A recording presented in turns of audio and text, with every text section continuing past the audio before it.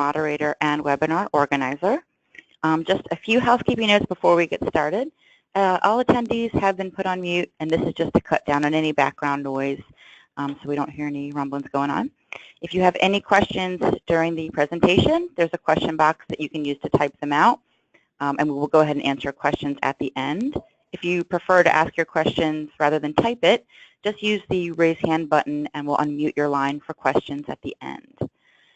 Now that that is out of the way, I'd like to go ahead and introduce today's presenter, Mr. Ben Schmerler. Ben is DP Solutions' virtual CIO consultant. He works with many of our clients to develop strategies for technical security, policy, and compliance management, and other business-level technical concerns. Ben has given dozens of these security awareness trainings to clients of all different sizes, locations, and industries, and he's worked with many of them to help get them up to code. With that, I'm going to hand over the presentation to Ben. Ben, the floor is yours. Thanks very much, Jill. As Jill mentioned, I'm our VCIO consultant here at DP Solutions, and one thing I like to start off saying is that a lot of times in technology, we focus on the how, how we're getting someplace. We're implementing antivirus, we're putting in this firewall, or installing the server, so on and so forth. And a lot of what I like to talk with my clients about is why we're doing these things, right? So whenever you're approaching anything with risk management or security management, the real question should be, what are we trying to protect and why are we trying to protect it? And I think a lot of the themes we're going to talk about today are going to sort of focus around putting a business mindset, an organizational mindset to security. As Jill mentioned, we want to make sure we answer your questions. Ultimately, this is about you guys and making sure that you learn something. So please don't hesitate. If you think of anything that ties into what we're talking about today, feel free to ask questions, and I look forward to answering them. I want to leave lots of time at the end for that. All right, here we go. If anybody has any hard time seeing the presentation, sometimes GoToWebinar has little glitches. Please raise your hand or ask a question or whatever. I can resolve it. Anyway, first off, when we're talking about security management, we're really talking about a risk management strategy. Most of the time, people think of security from hacks and things, but it's really about consequences, the consequences of a breach or data loss or loss of business integrity. So the first thing I want to talk about is the concept of assets. And when most people are talking about assets, they think of the hardware they bought, the software they bought. Well, we invested $50,000 and we bought this server and these switches and these PCs or whatever. And really, that stuff in the big scheme of things is not that important because the data that you're putting into these servers, into your system, that you're manipulating, that's really why you have these things in the first place. So, which is really more costly in the end, it's the data. The data is what is driving this entire process. When you're focused on the sustaining your organization, making money, or protecting a piece of data, that's really where you want to focus your energy. Technology is inherently risky, obviously. There are all sorts of things that could knock it out or have that data breached. But I always like to point out to people that just because technology is risky, it doesn't mean that non-technology is less risky. If you think about a file cabinet of paper, well, anybody can walk in and steal paper or burn it, or you could have a fire or flood or whatever, and that's risky too. Except with technology, you actually have some kind of digital paper trail. You have backups and things. So in many senses, technology is less risky than the old school way of doing things. Since security, to me, is a discipline to help mitigate and not eliminate risk. And so as a result, you can't just buy security. I recently got some feedback from a client who mentioned, well, we just invested in antivirus and a firewall, so we don't really need to learn about other stuff with security. But that's sort of a short-sighted view of it, because the truth is that just because you get a firewall or antivirus, it doesn't necessarily mean that you're secure. We're going to get into this concept a little bit later.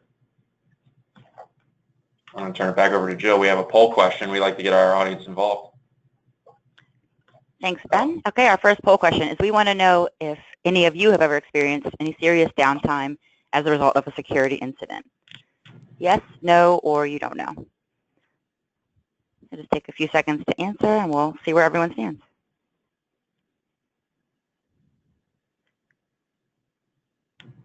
Okay, it looks like most people have voted. Let's see what the results are.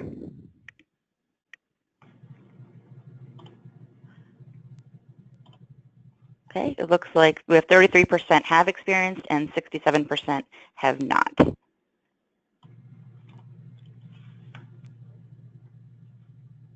Pardon me, what were the results? I didn't pop up on my screen. Oh, sorry. Okay, it's 33% have experienced one and 67% have not.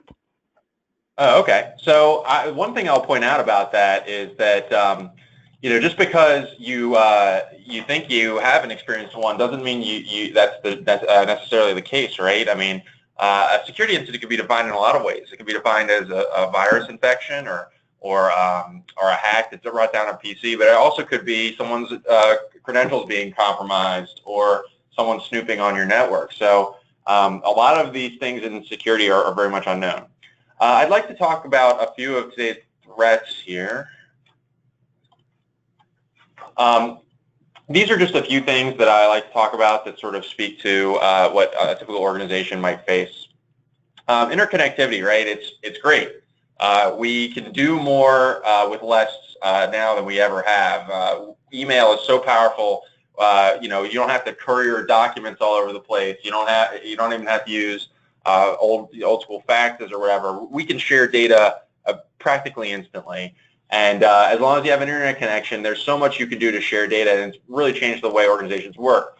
Of course, with that data sharing and this public connectivity over the internet, there's all sorts of threats, people spying on information, people spoofing identities, so on and so forth. I call them traps. These are things that can hold your data hostage. CryptoLocker is a great example.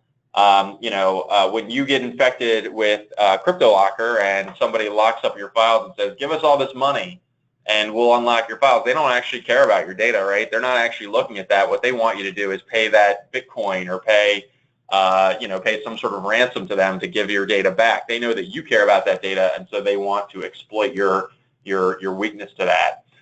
Spear phishing is usually a way that people get infected with these. We're going to talk a lot about spear phishing because I would say that in 2017 in particular, this is a very much an evolving threat that really puts a lot of onus on the end users to make sure that they're protecting themselves and not just relying on technology.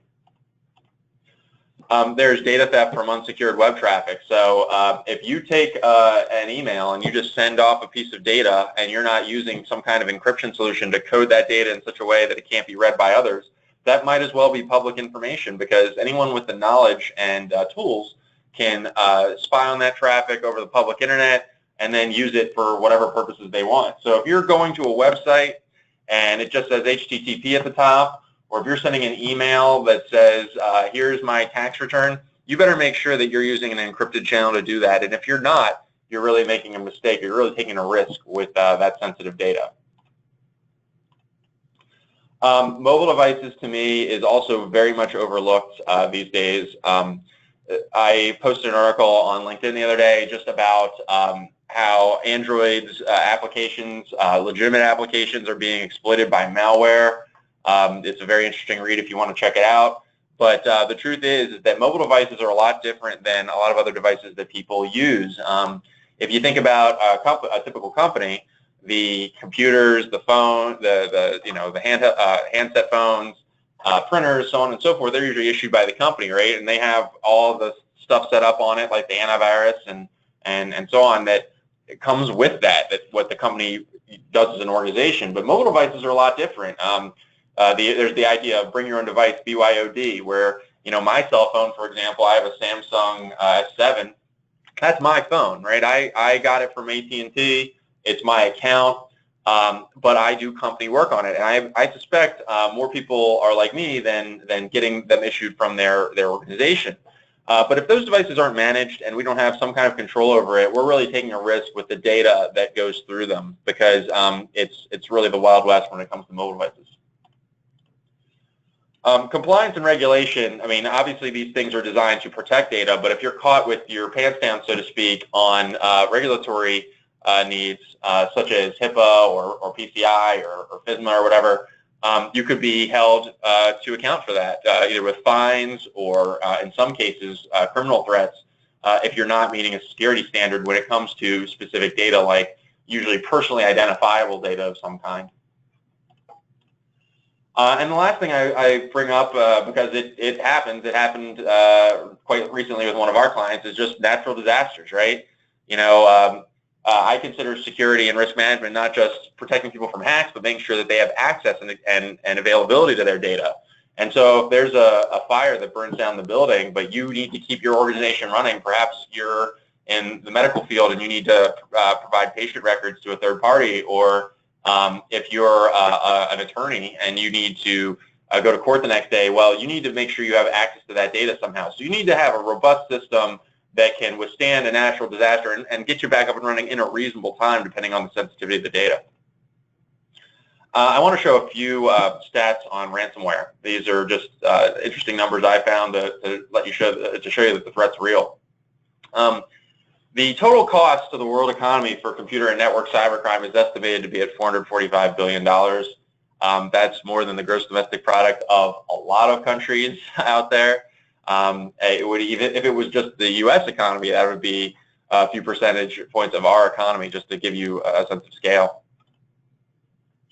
95% of cyber attacks begin with spear phishing. Now, spear phishing is the idea of exploiting an end user somehow to get permission to get information, either going to a website and volunteering information like, here's my login to my PayPal account, or here's my credit card number because I think I'm buying something, or here's me putting in a password to an illegitimate site because I was given a notification that my account's been compromised by a fake email.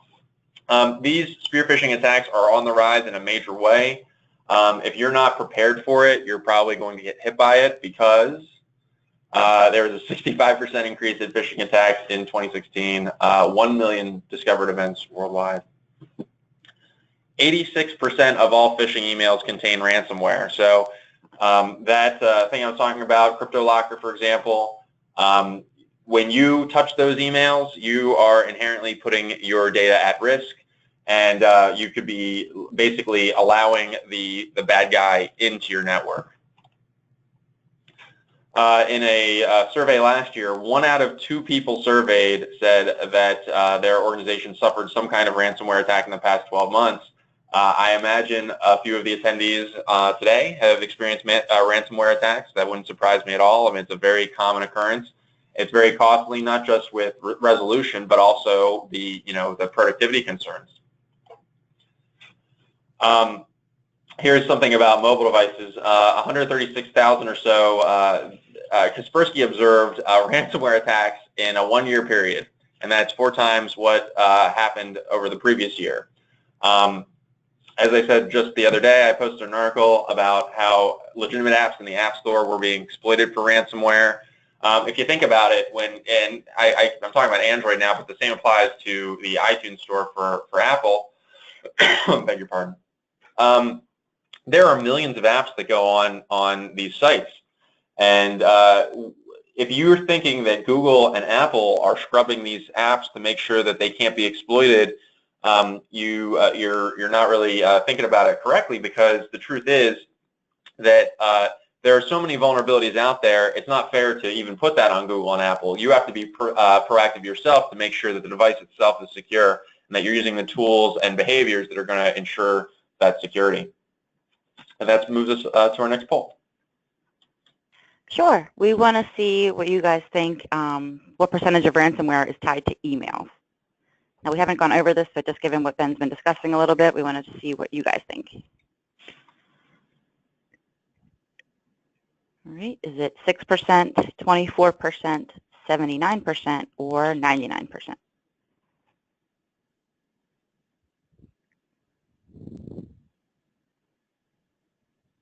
All right. It looks like we have most people voted. So let's see. Ben, are you seeing these results? I can't see them for some reason. I think it's because I'm presenting. But Okay. what's the most popular answer? So the most popular answer is 79%, which I believe is correct. It is correct. And email is very much a major target of this stuff today. So good on the audience for catching on to that. And then one more similar question: what percentage of ransomware is tied to websites?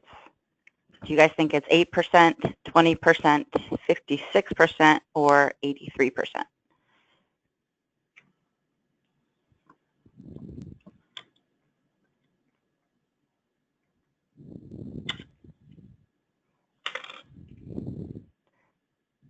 All right, looks like we have most of our votes in. So 14% of you think it's 8%, 29% think it's 20%, and most of you think it's 56%.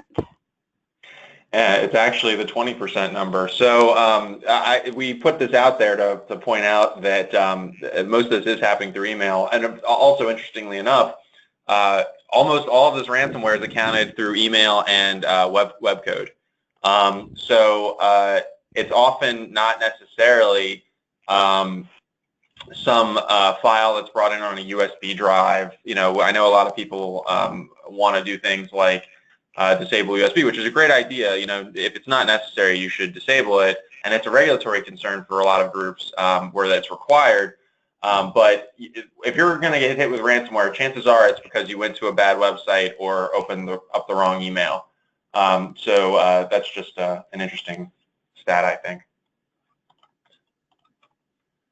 All right, I think I'm back with the slideshow, and I want to talk about protecting and identifying assets now. And specifically, when I say assets, I'm referring to sensitive data assets.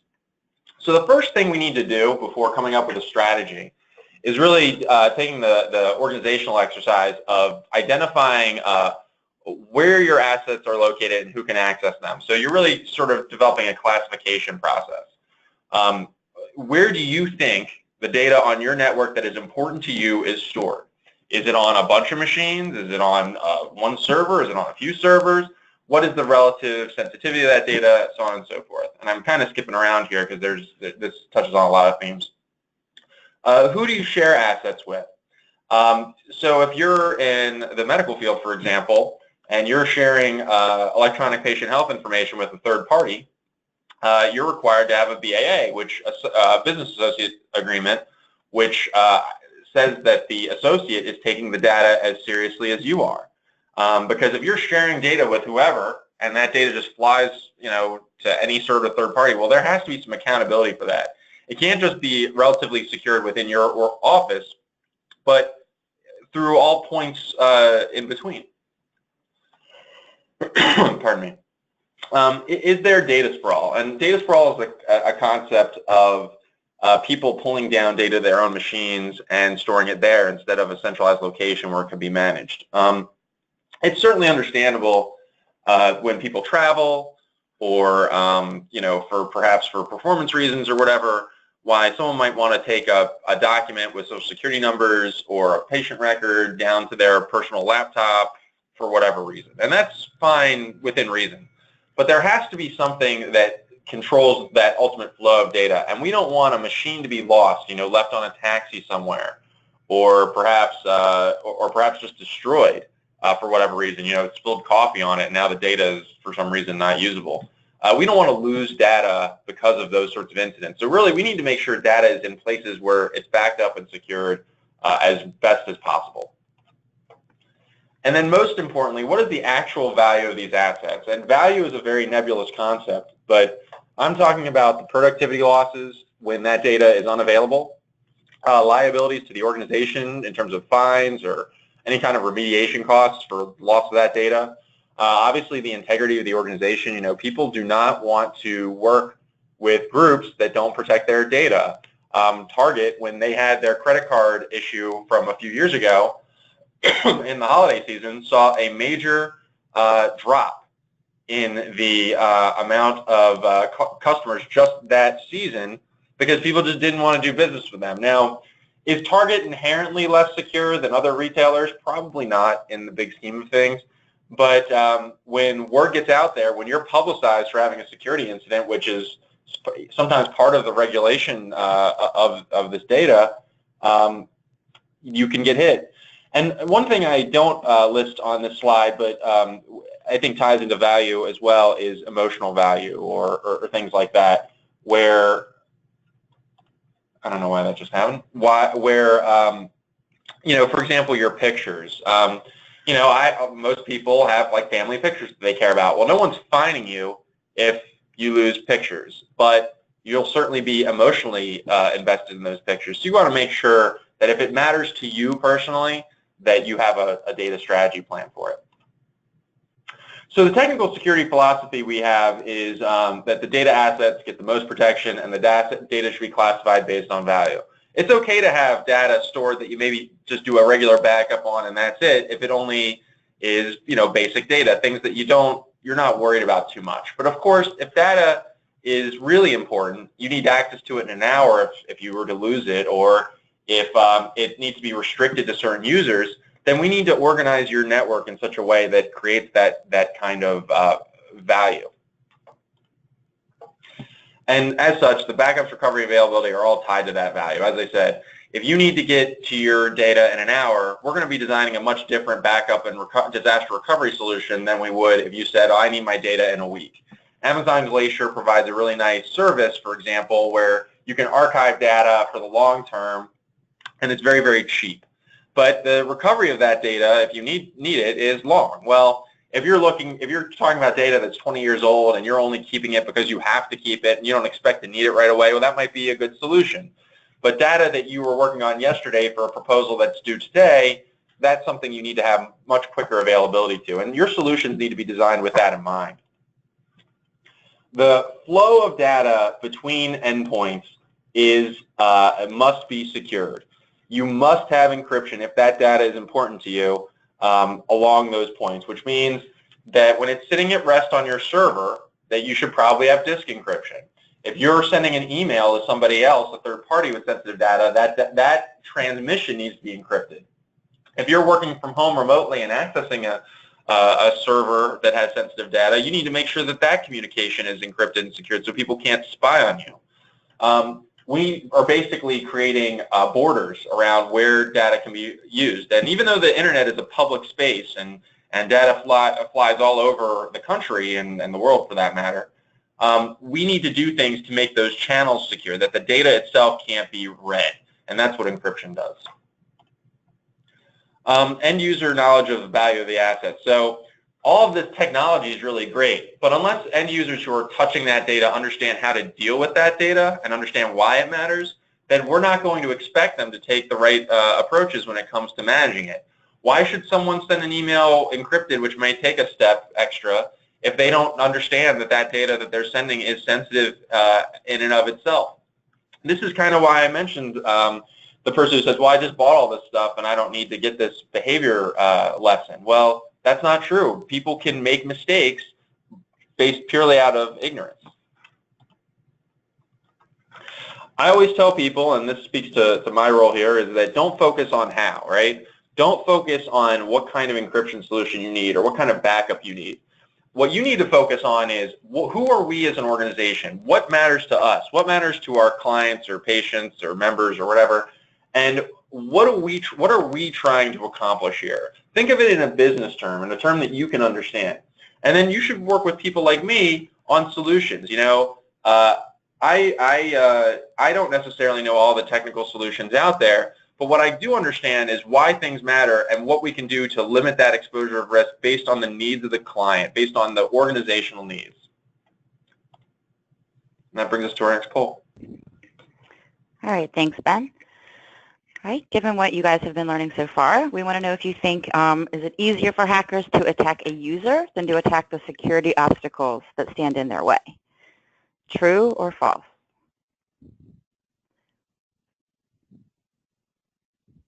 All right, we'll give you all a few more seconds to vote.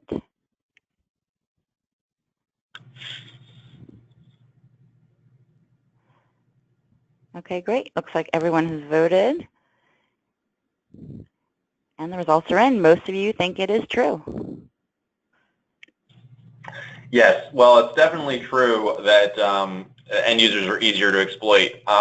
When I do risk assessments or vulnerability testing or whatever for clients, ultimately the flaws in Windows or Adobe or what have you, these are things that can be remediated through patch management, so on and so forth, and that's great. But if somebody sends you an email and you give them permission through a phishing attack to get into your system, if they somehow are able to discern your password either by using like a technical tool like a keylogger or perhaps you are volunteering this information through a fake website that they've established, there's no technical security solution for that, right? If somebody gets into your email because they have someone's password and then they mimic what that user is doing in order to initiate a wire transfer, which is an example I'm going to talk about later, there's no security solution for that if someone's using the actual login to get in because they're exploiting actual behaviors. All right. For some reason, every time we do a poll, it minimizes the presentation. All right, so technical security is not enough. The safe isn't secure if you leave it unlocked. Fort Knox is a great place, right? You can put all the gold in, but if you leave the vault open, it doesn't really matter. It takes the person, it takes the user to be careful. So behavioral policies, policies that define the rules for end users, explain what the culture is of the organization when it comes to sensitive data, what matters to them, so on and so forth. That can strengthen your technical controls, right? I have a really great antivirus, and I have an encryption solution, I have a firewall, and my end users really understand why we have these things in place, and they understand what matters to us as an organization and how we need to protect things. And so the risk of a breach in that environment is really good, or is really low, I should say, because everybody's on the same page. We've created a culture of compliance and security. But bad behaviors can make that technical security worthless. It doesn't matter if you have a firewall in place if you decide to let the bad traffic in on your own because you've authorized that traffic in. Okay, Jill. Okay, that brings us to our last poll. How often do you think that a company with sensitive data should run a vulnerability scan? Sorry, there's a typo there. Is it weekly, monthly, quarterly, annually, or never?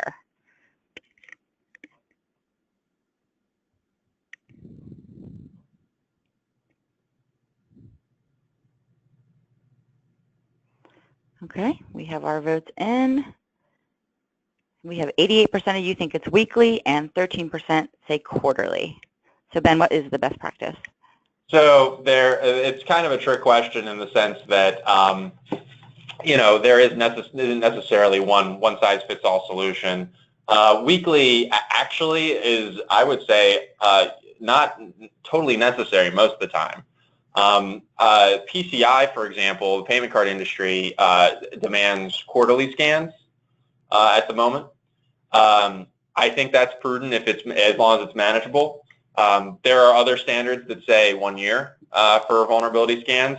I think, again, this is where you have to define as an organization, and an assessment can help do this, what you have, what's important to you, how valuable it is, and then design a vulnerability testing schedule based on that.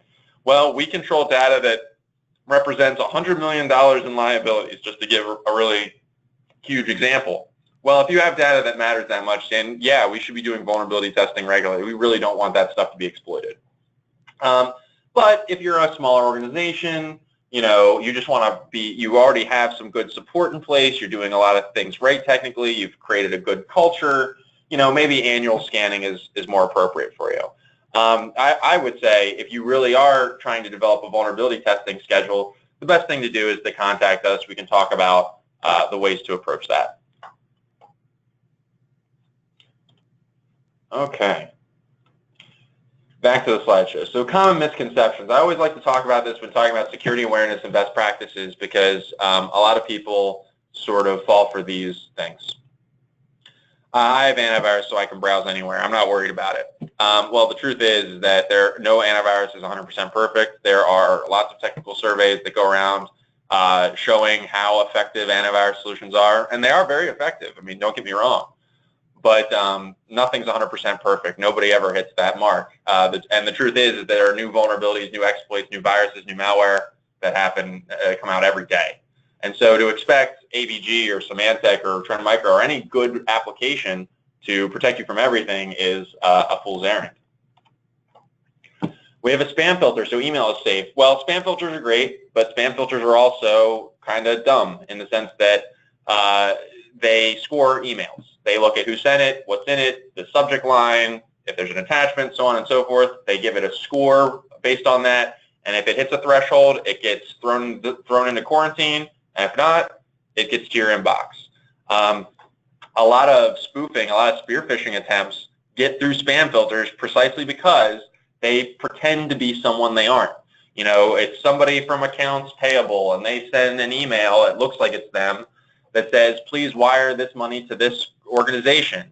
And maybe their name is slightly misspelled, or maybe they're using it looks like they're using the exact same email because they're being spoofed. Well, that stuff can get through spam filters. So you can't just assume, you can't just take for granted that every message that got through your spam filter is legitimate. They just aren't perfect. Everything I send in email is private. As I mentioned, if you're not sending it with encryption, I feel like it might as well be public. If I'm sending an email to a coworker and I said, what do you want on your pizza for lunch today? I don't care if that's not encrypted. That's not a secret, you know. But what I do care about is, hey, here is the network diagram for this client, or here's the password to the system, or here's this, or here's that, or whatever is important. I need to make sure that stuff's encrypted if I'm going to send that stuff via email. Otherwise, if someone's using any kind of packet sniffing or whatever, they can discern that data eventually. Mobile devices are more secure than PCs. I think part of this misconception comes from the idea that it's a closed system, that when you buy an iPhone, that everything's coming from Apple, and that you're not going to just any website to download apps. But as I mentioned, the apps themselves are not necessarily scrubbed for security. They're not putting these standards on them that you have to be 0% vulnerable in order to get on our store. They're looking more at functionality. And the truth is that even if they did put in those sort of mechanisms to demand security on apps, they don't know what all the vulnerabilities might be. You know, Apple and Google aren't perfect with that. Macs are more secure than PCs. This is kind of going away, but people still say it sometimes. I guess when Macs were less popular, there were less exploits targeted at them, probably because it wasn't as economical, I suppose, for the bad guys. But you know, the truth is, and especially when you consider phishing attacks that are used to exploit the user and not the technology, Macs are certainly vulnerable to those sorts of attacks. It says automatic updates, so I'm not worried about it. Well, automatic updates don't always work. Just ask any vulnerability test I do for clients. I often find Adobe, Microsoft, Oracle, Java, you name it, vulnerability is still there. They can fail for any number of reasons. I have a PC at home that failed a major Windows 10 update. I'm not even sure why it failed. Ultimately, I got it fixed, but it just didn't work the first time I ran it.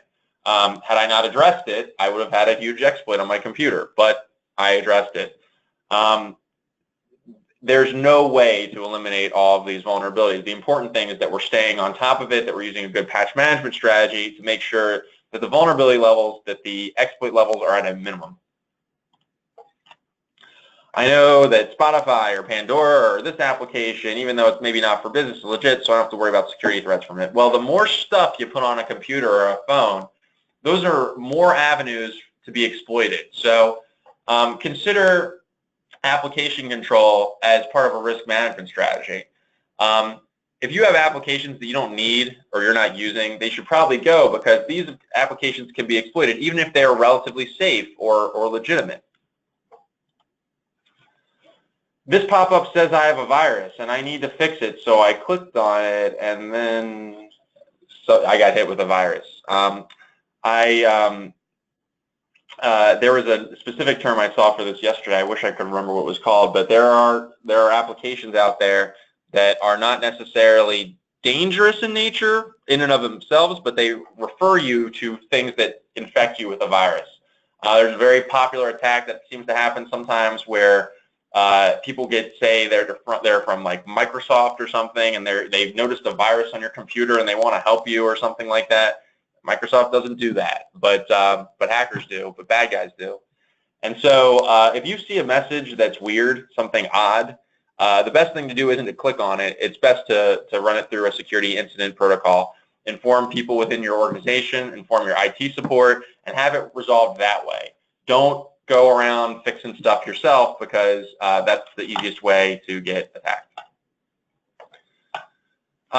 Just a few tips on behavioral controls, because I feel like, and one of the big reasons we do this is that we want, for our client's sake, for our sake, for everybody's sake, to use behavioral controls and policies to reinforce the security, to minimize incidents, make things easier for everyone. So obviously consider what you're working with. Is the thing you're working on right now, is it sensitive in nature? Should it have data classification? Should it be in one of our special buckets of security? If there is data that is sensitive, we should have an inventory of it and know where it's stored. We should have that documented in the event of any kind of reporting.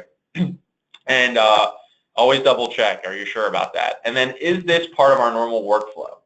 A lot of phishing attacks happen because people break their workflow. A request is made via email to send some data off or do something that's odd, and as it turns out, it's not a legitimate request, but people do it anyway. One of the examples I'm going to get to in a minute is about this. Document the intentional transmission of sensitive data. I mentioned business associate agreements when it comes to HIPAA, but if you're saying that you have sensitive data and you need to share it with a third party, we absolutely should know all the parties we send it to, the protocols working with those parties, how it needs to be sent. Is it an email? Is it a secure FTP? Is it some kind of sensitive Dropbox application? Whatever it is, we should have those things all defined and documented. And people should work around those rules and no other. People shouldn't say, well, I couldn't get it to them via Dropbox, so I put it on a flash drive and threw it in the mail. Well, that's not within protocol, and now we've created a new risk factor. When in doubt, ask. If you see something and you don't know what it is, don't mess with it. Ask somebody else. Maybe it's nothing. Maybe you report it and it turns out it's a false alarm. But a lot of things happen because people dig a little too much. I was dealing with a client recently, and they were saying to me that they noticed something in their registry, and they dug into their Windows registry, and they saw this, and they clicked on that and the other. And I just said to them, please stop. Report the issue to service desk. We'll take a look at it. But what you really shouldn't be doing is mess with sensitive parts of systems when you don't know what it is, because this is the easiest way to either allow a bad guy in or just break your computer without any actual threat being there. Never assume what you're doing is safe. Just because you trust the source doesn't mean you can download the thing. So CNET's a great site. iTunes is a great app store. All these things are terrific. But just because these are legitimate sites and legitimate software distribution locations, it doesn't mean that what they're giving you is necessarily secure. All they're doing is providing a service ultimately. The application is developed by somebody else. So you can't assume that stuff is necessarily safe.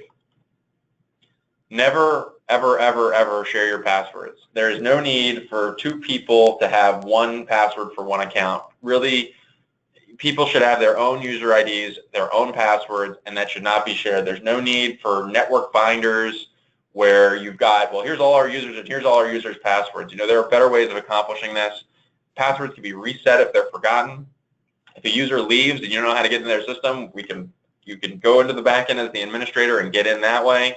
But if you create an environment where passwords aren't really private, that's a way a system can be exploited, especially if they have a lot of rights. Try as best you can not to store data on your PC. In our system here at DP Solutions, when I'm working on a report or a vulnerability test or whatever, and I'm done with it, I put it into a secure system so it's backed up or whatever. My computer actually died last fall, and I'm glad that all my reports and my docs and my scans and stuff were on either cloud-based systems or our CRM or what have you, because it was no big deal. I'm like, oh, I guess I lost my computer. That was a inconvenience, but I didn't lose any data. I was able to keep running. I used my own personal laptop. I got a new PC, and everything was copacetic.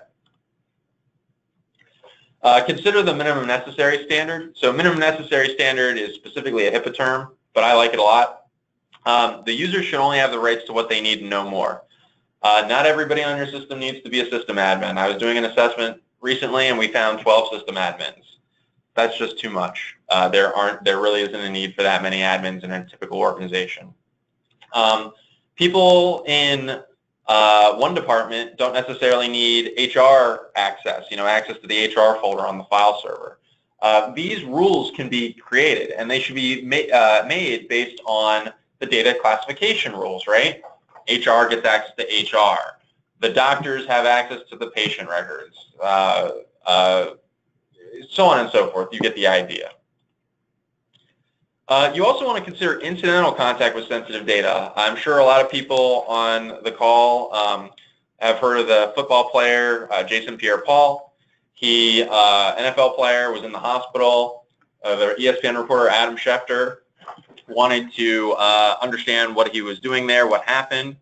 And it wasn't that the hospital systems weren't secure per se from a technical level. He peeked around a corner and looked at a monitor and saw his patient record and took a picture. I think he took a picture with his phone, but he certainly reported on it. That's pretty much a HIPAA violation, as anyone in a medical organization can tell you. What happened with Jason Pierre-Paul in the hospital is his business, and Schefter violated that, but really the hospital violated that because a monitor with information was just pointed out for anybody to see, and it was really stupid. Watch your paper. Paper doesn't have a paper trail necessarily. If I have a big stack of sensitive documents on my desk and somebody grabs a piece of paper out of the middle and then walks off with it, I'd probably never know, because it's not like I'm watching what happens on my desk 24 hours a day. No one's making a log of a piece of paper that gets picked up and photocopied and then put back in place. So if you have data on paper that's really important, that data needs to be locked up. And perhaps most importantly, it's really important to create two policies. One is acceptable use, which are the rules that define what people can do with their technology. I would apply this also to the bring your own device things like mobile devices or home PCs that people use to remote in. If someone's going to use their personal device to log in, then there needs to be rules about that, period. People shouldn't be allowed to just take files down to their home workstations and keep them. That should be prohibited. If you're going to use your mobile device to access company email or patient records or what have you, we should enforce a mobile device policy that you have to have a password in place, that only you have access to the cell phone, that you are giving permission to the company to wipe parts of this device in the event that you leave. All these things should be a part of an acceptable use policy, among other things. There are many guides and templates available online. You can just do some Google searches and find really great acceptable use policies or ideas to create an acceptable use policy. Security incident is the same thing. We want to minimize the impact of security incidents whenever possible. So if something happens, we want people to know who to report to, how it needs to be reported, when it needs to be reported, and then of course when it's all done, how we revisit this incident to try and make sure it doesn't happen again. Well, we got hit with a spoofing attack or a phishing attack, and we cleaned up the ransomware, and now we're going to do some user education, and we're going to implement an anti-phishing technology or what have you. We're going to learn something from this security incident. Again, just like acceptable use, there are a lot of great tips about this online, and I'm happy to have offline discussions with people about these policies. So a few real-life examples of behavioral pratfalls. We were dealing with a property management organization. Someone got into their email, and they performed a phishing attack. Basically, what they did is they observed how wire transfers were done, and then rather than just go in and steal something, they created a new fake email impersonating the behavior of a wire transfer, and it worked. And I believe the FBI ended up getting involved. So this wasn't necessarily someone hacking into a system. I mean, it was to get into the email accounts, but the real crime took place when they pretended to be someone else to get money. We've dealt with a civic organization that had a W-2 phishing scam. Somebody asked for some information for Social Security numbers, and they gave it up, even though it was weird. So you may remember I said, when in doubt, ask, is this behavior normal for us? That behavior was not normal for this organization, and yet they went forward with it anyway, purely because they just didn't question it enough. I was doing an assessment for a healthcare firm recently, and we were talking about security incidents. Well, they hadn't had a major security incident in terms of a hack, but they did have a breach that they technically had to deal with, which was they had a patient. Let's say for the sake of argument, his name is John Smith. John Smith was a child, and he has a record, and a parent of John Smith asks the practice for a copy of the record. No problem. The practice sends the record of John Smith, except it was a different John Smith. That's a breach, unfortunately. And so it's just carelessness, right? They just didn't necessarily look carefully enough, and they intentionally committed a breach. Now, it wasn't the end of the world. The issue was resolved, but again, you can't use an antivirus or a firewall to prevent this sort of stuff. So a few ideas for next steps. If you haven't had any kind of risk assessment or security management discussion, you really should. We are happy to do a needs analysis for this. We want to look at the controls on an organization's data. Is the staff been trained? How do you share data? How do you respond to an incident? The way I approach this is, let's talk about where you're at, what you've done in the past, what your concerns are, and let's create a program. The assessments that I do are not necessarily the same for each client. We have to vary them for a variety of reasons. So please reach out to us if you have any concerns at all, and we're happy to talk with you about it. I'd also like to have offer you guys, we're having an open house and casino night.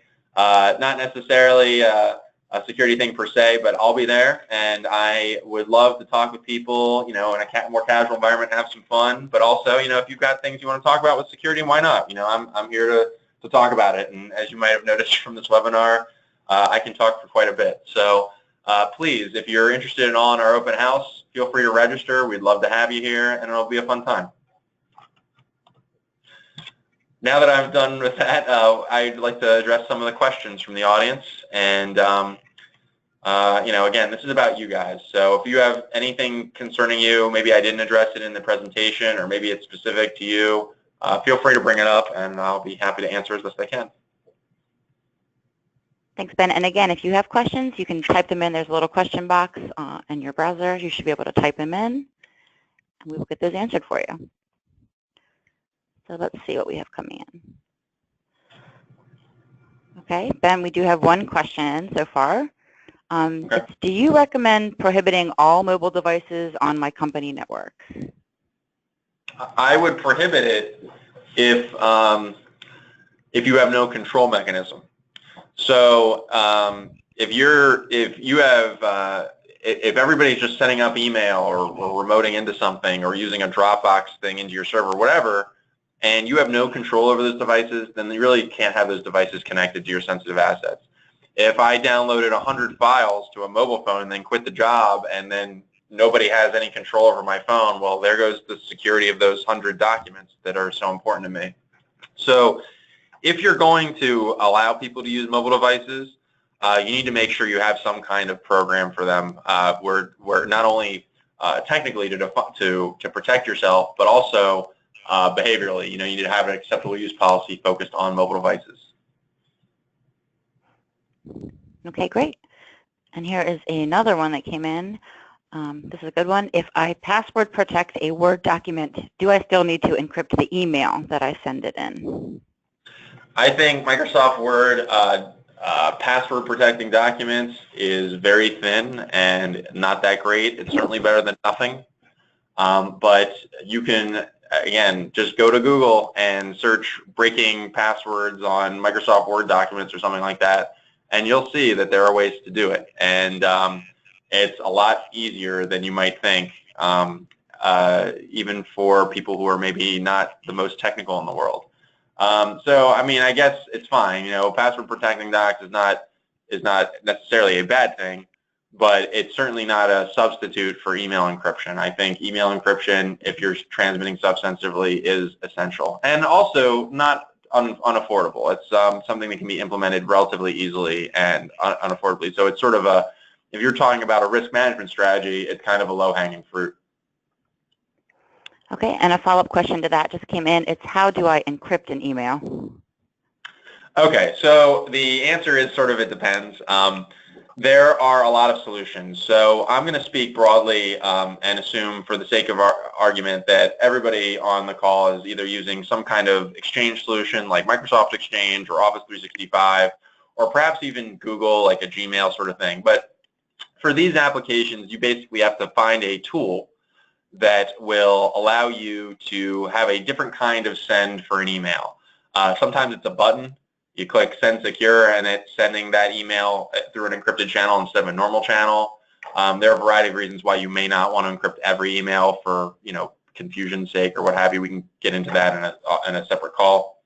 There are also ways to encrypt emails. For example, with Office 365, one of the really nice things about it is that you can use DLP policies, data loss prevention policies, to either flag emails that have certain characters in them, or you can create automatic encryption between two domains. So we have a client that we've worked with in the past that they say, well, we send so much data to these other people that we just want to encrypt all messages. Well, we did that because it was important. And rather than having to click a button every time or type a subject in that allowed that message to be encrypted, we just made it a part of the regular email process. Now, again, the right solution is going to vary based on how you want to actually send emails that have sensitive stuff in it. So I would encourage you, if you're interested in learning more about encryption, not just with email, but with disk encryption, encryption at rest, which is the idea that a hard drive, something that stores data, is now encrypted. So that, for example, let's say I left a laptop with a hard drive on a bus,